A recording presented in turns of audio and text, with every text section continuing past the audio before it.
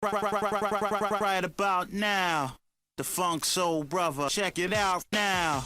The Funk Soul Brother. Right about now, the Funk Soul They're gonna run out of cheeseheads soon! The Funk Soul Brother. Right about now, the Funk Soul Brother. Check it out now.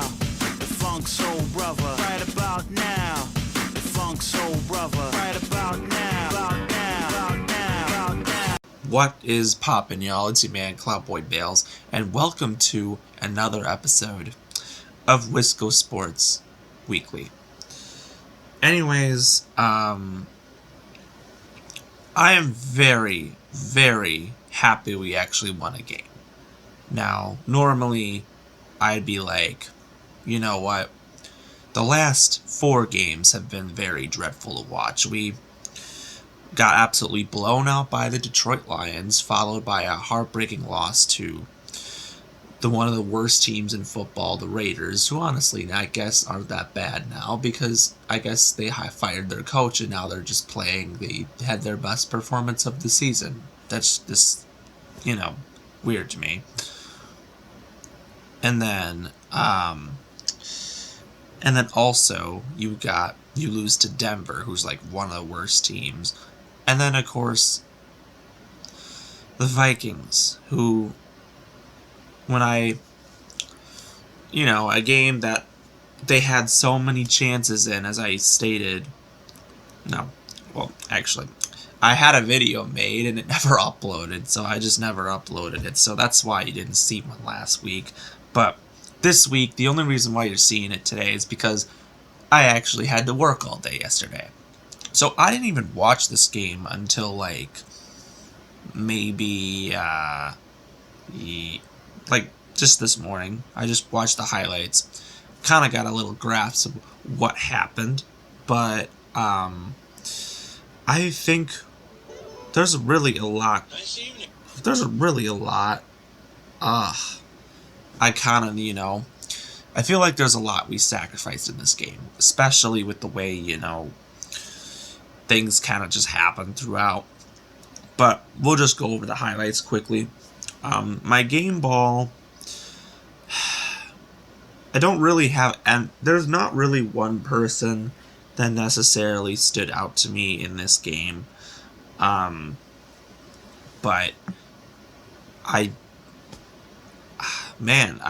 I'm not necessarily positive on this, but if I had to pick, I'm gonna give it to Isaiah McDuffie. I don't know. I just saw him all over the field. He really did a great job filling in for number 7. I always call him number 7. I keep forgetting what his name is. These people's names are just crazy to me. But you know what? We did what we needed to do, so that is great to know. Anyways, Jordan Love led the day, going 20 of 26, 228 yards and a touchdown. No turnovers by Jordan Love. Thank the Lord. He did not commit a turnover. Yay. That's all I'm going to say. I mean, nothing else better than that. But anyways, and then 4 carries for 7 yards, but I guess a lot of them are kneel downs, so can't really say much about that. Ground game. Aaron Jones, 20 carries, 73 yards. They finally gave him the ball with amount of touches. 4 catches for 26 yards. And of course, he finally scored a touchdown too, so that's great. Dylan had 9 for 40 and a catch for 3. Luke Musgrave impressively had a good game. 3 catches for 51 yards and a touchdown. Absolutely did great. Dontavion Wicks had 4 for 49. Christian Watson a catch for 37. 3 for 36 for Romeo Doubs. 3 for 19 for Jaden Reed. Not much for everybody else, but pretty much that was something. The unfortunate thing was the fumbles. We did unfortunately fumble a lot. Aaron Jones and Dontavion Wicks, 2 turnovers in this one. Jonathan Owens led the day with 8 total tackles. Jair Alexander also had 7, and another, which also a great game by Jair in itself as well. Carrington Valentine really stepped up in the absence of Rasul Douglas. As obviously we know, we traded him away. It's great to see that Carrington Valentine's really stepping up. He's actually, for a 7th round pick, he's not doing that bad. I gotta give credit to that. And then, Jordan Love had a better game without turning the ball over, which was great. Isaiah McDuffie had 7 tackles. Devondre Campbell had 6. And Anthony Johnson Jr., one of our other 7th round picks, with his first career interception. That's great to see. Great kick return by Keyshawn Nixon to open the game. Anders Carlson went 2 of 3 on the day for field goals. And good day for Daniel Whelan punting the ball. On the Los Angeles front, we had to face Brett Ripon, so realistically, losing this game kind of would have just been an ultimate embarrassment. But 13, and then we sacked him once. I thought we'd do more to him. He only threw 1 turnover, and then he got sacked once by Jonathan Owens. That was pretty much it. But we held the rushing really well. Brett Ripon went 13 of 28, 130 yards, and an interception. Yeah, he didn't look good today. And then 3 carries for 19 yards. The ground game was Royce Freeman and Darrell Henderson, where Royce had 12 carries for 32 yards, and Darrell had 10 for 19, including 2 catches for 16. Cooper Kupp had led the day, receiving 2 catches for 48 yards, and Puka Nacua had 3 for 32. Actually, now he did have a fumble too, and that was accounted for by Isaiah McDuffie. So yeah, great to see us really step up in these moments. Byron Young had 10 total tackles, 2 sacks. Kobe Turner had 10 total tackles and a sack, and then everyone else really stepped in well. Aaron Donald also had a sack as well. But I guess everybody did what they needed to do.